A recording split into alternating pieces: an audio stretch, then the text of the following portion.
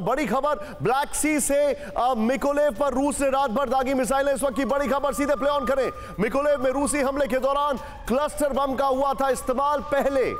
यह बड़ी खबर है। सीधे ओडेसा के नजदीक मिकोलेव पर कब्जे से ब्लैक सी को कंट्रोल करना चाहता है रूस। ये देखिए तस्वीरें आपके सामने हैं। ओडेसा पर कब्जे के लिए मिकोलेव पर कब्जा रूस के लिए बहुत जरूरी। मॉस्को पर अटैक के बदले में मिकोलेव पर लगातार अटैक कर रहा है रूस। फुल फ्रेम पे शॉट दिखाएं।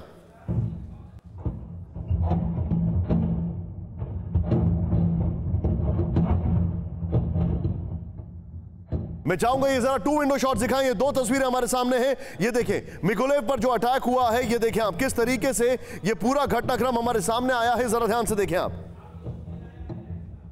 अब बड़ा सवाल यह है कि डोनबास पर क्यों कब्जा करना चाहते हैं पुतिन। आइए जरा सीधे यहां पर आइए। और राहुल, मैं चाहूंगा हमारी आज की जितनी भी लेटेस्ट ब्रेकिंग्स है वो सारी ब्रेकिंग्स और विवेक काटजू सर को दिखाएं। सीधे यहां पर प्ले ऑन करें। डोनबास पर क्यों कब्जा करना चाहते हैं पुतिन। नेटो का मानना है कि डोनबास पर कब्जे के बाद डोनेस्क से क्रीमिया तक एक लैंड ब्रिज तैयार हो जाएगा। नंबर 1, डोनेस्क से क्रीमिया तक एक लैंड ब्रिज तैयार हो जाएगा। यह हमारे पास इंफॉर्मेशन आ रही है। नेक्स्ट, इसको जरा चेंज करें। डोनबास का इलाका यूक्रेन का सबसे बड़ा कोल और स्टील प्रोडक्शन का इलाका है।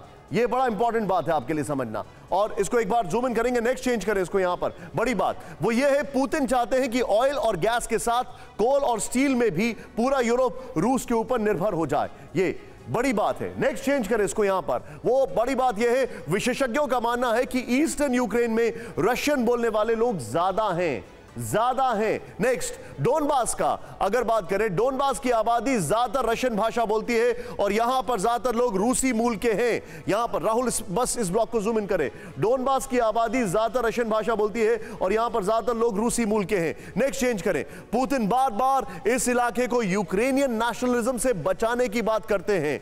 11 मई 2014 में डोनेस्क के कई इलाकों में रेफरेंडम हुआ और कई लोगों ने मांग की कि उसे इंडिपेंडेंट रिपब्लिक बनाया जाए। जब यह मांग नहीं मानी गई तो डीपीआर और एलपीआर ने विद्रोह छेड़ दिया था। रूस ने जंग शुरू होने से 2 दिन पहले ही डीपीआर और एलपीआर को मान्यता भी दे दी है। विशेषज्ञों का मानना है कि पुतिन डोनबास को रूस और यूक्रेन के बीच में बफर के तौर पर भी देखना चाहते हैं। मैं सीधे आपको मैप दिखाना चाहूंगा। राहुल जरा बिग वॉल पर मैप दिखाएं अभी के जो हालात हैं और इस मैप के साथ नीचे ब्रेकिंग और काटजू सर को दिखाएं। ध्यान से देखें आप। अभी के जो हालात हैं वो मैं आपको बताना चाह रहा हूं। ये थोड़ा इंटरेस्टिंग यहां पर है। क्रीमिया को अगर आप देखें, ये वो इलाके हैं जो रेड स्पॉट्स में आपको दिखा रहे हैं। वहां पर रशियन मिलिट्री की मौजूदगी है। प्रो रशियन अलगाववादियों का कब्जा है इन इलाकों में। 2014 से रूस के कब्जे में क्रीमिया है। ये देखें आप, यहां से वो लैंड पास क्रिएट करना चाहते हैं। राहुल सिर्फ इस पर जूम इन करें। यहां पर इस मैप पर जूम इन करें। यहां से वो लैंड पास क्रिएट करना चाहते हैं पूरा क्रीमिया तक।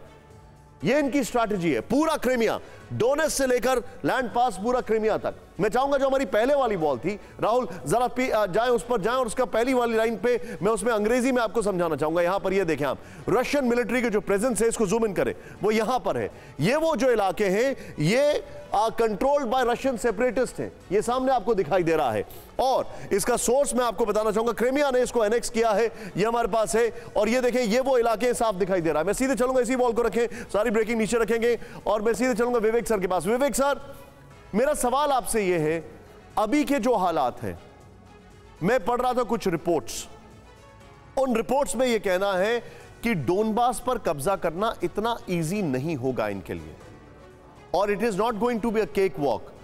मैं ये जानना चाहता हूं कि क्या डोनबास पर जीत ही पुतिन का एग्जिट प्लान है या फिर कुछ और भी हो सकता है? नहीं, डोनबास का इलाका और मैं आपको मुबारकबाद देना चाहता हूं। आपके मैप ने बहुत अच्छी तरह सब दर्शकों को दिखाया है कि पुतिन का उद्देश्य क्या है। वो पूर्वी यूक्रेन को अपने कब्जे में लेना चाहते हैं और मैं तो यहां तक कहूंगा कि अगर उन्होंने नहीं लिया तो उनकी पराजय साफ जाहिर हो जाएगी। कीव में तो उन्होंने मुंह की खाई। यूक्रेन में तबाही बहुत मचाई है, जो कि आपने खुद दिखाया है कि 30% यूक्रेन के नेता कह रहे हैं 30% इंफ्रास्ट्रक्चर वहां पे डिस्ट्रॉय हुआ। तो अब इस इलाके पर कब्जा करना उनके लिए जरूरी है, अपनी जनता को दिखाने के लिए कि मैंने कामयाबी कुछ ना कुछ तो पाई है, पहली चीज। दूसरी, आपने जो दिखाया है वो भी सही।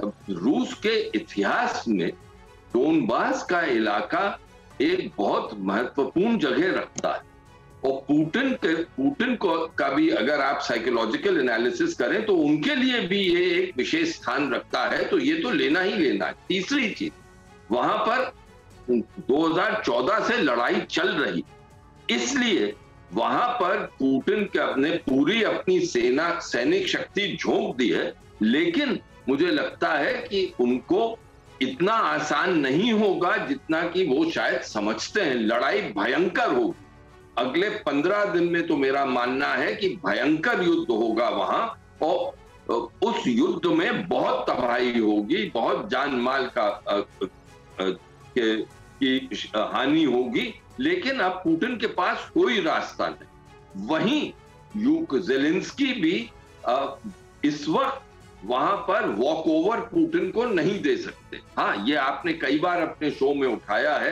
कि क्या ज़ेलेंस्की मास सुसाइड करना चाहते हैं। उस पर मैंने आपसे हमेशा अर्ज किया है कि देखिए, जब राष्ट्रवाद जाग जाता है किसी देश का, तो नेता को तबाही हो देखता है वो कि तबाही हो रही है, लेकिन पीछे हटना बहुत मुश्किल हो जाता है। वही यहाँ पर है। लेकिन एक शब्द मैं आपसे और कहना चाहूंगा, वो न्यूक्लियर वॉर। आपने एक बहुत इंटरेस्टिंग सवाल पूछा था। आपने पूछा था कि क्या ये प्रोबेबल हो गया है। वहां पर मैं आपसे अर्ज करूंगा निशांत कि अभी प्रोबेबल नहीं। प्रोबेबल तो बहुत बड़ी चीज, पॉसिबल है, वहां पर भी मैं कहूंगा बहुत रिमोट पॉसिबिलिटी। रूस का विदेश मंत्री क्या कह रहा, वो जो रूस की न्यूक्लियर डॉक्ट्रिन है उसको दोहरा रहा, और वो सही दोहरा रहा। हाँ, आजकल 50 साल 60 साल में हमने कभी ये देखा नहीं कि कोई भी सुपर पावर, और रूस सुपर पावर तो है, अपनी न्यूक्लियर डॉक्ट्रिन को इस तरह। मैं आपसे एक चीज समझ सकता हूं, एक बहुत शार्प रिएक्शन लेना चाहूंगा सर। एक बहुत बड़ी खबर आ रही है इस वक्त। क्या आप मुझे ये बता सकते हैं कि रशिया ने जब पहली बार कहा कि हमारी न्यूक्लियर कमांड जो है हाई अलर्ट पर है, तो वेस्टर्न एनालिसिस ये था कि वो एक तरीके से सबको चेता रहे थे कि stay away, don't come in between, लेकिन उनकी किसी ने सुनी नहीं, कोई डरा नहीं। अब ये बार बार ऐसे कह रहे हैं, कहीं ऐसा तो नहीं है जो बार बार कह रहे हैं शेर आ जाएगा शेर आ जाएगा, कोई यकीन ही नहीं कर रहा है इन पर, और कहीं ऐसा कर भी ना दे, ऐसा तो नहीं है कहीं? नहीं, देखिए, इसमें मुझे 30 सेकंड दीजिए, क्योंकि बहुत ही महत्वपूर्ण चीज। ठीक है, देखिए, अब एक नेटो को बीच में ले आए नेटो के लीडर, तब तो मामला बहुत भयंकर रूप लेंगे, क्योंकि एक तरफ नेटो, दूसरी तरफ रूस, और अगर उन दोनों के बीच में युद्ध छिड़ा तो उसका परिणाम क्या होगा, एस्केलेशन लैडर पे कैसे आगे बढ़ेंगे, इसका कोई अनुमान नहीं लगा सकता।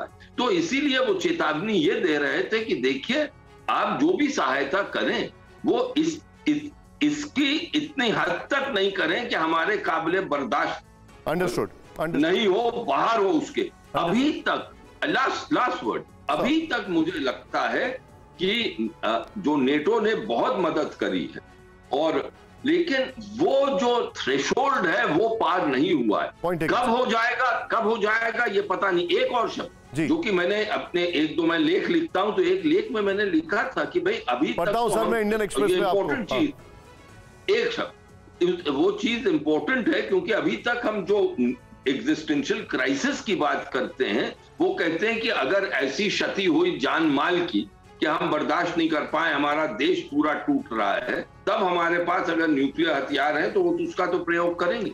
लेकिन जो इस वक्त सैंक्शंस लगाए गए हैं रूस पे, अपने शिकंजे में वो ले रहे हैं, अगर रूस को ये लगा कि हमें वो 50-60 साल पीछे झोंक देगा, हमारी प्रगति खत्म उनके बैंक की तरफ से ये स्टेटमेंट आ गया है कि खाली मॉस्को में 2 लाख नौकरियां जाने वाली हैं। भले ही पुतिन कहें कि ये सेल्फ इन्फ्लिक्टिंग गोल है, लेकिन ये बात कल आ चुकी है। You right sir.